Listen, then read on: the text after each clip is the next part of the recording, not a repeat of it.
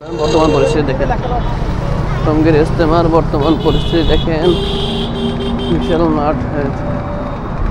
ঠিক আছে, টঙ্গীর ইজতেমায় যারা আসতে চান আসবেন অবশ্যই, তাদের জন্য আমি জানি না আমার ভিডিও কতজন মানুষের সামনে কতজন মানুষের কাছে মেসেজ দেবে।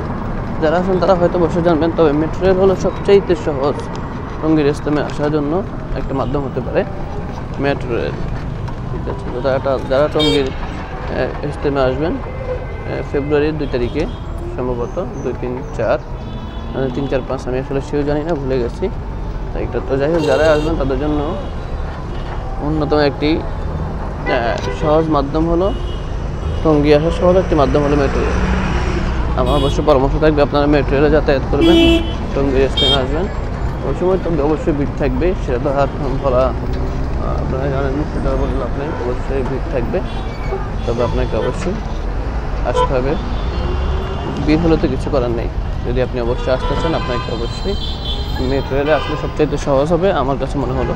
তো যাই হোক, আমি এখন আসছি উত্তরা সেন্টারে। এখান থেকে আমার মসজিদটা খুবই কাছে, আমি মসজিদে চলে যাচ্ছি।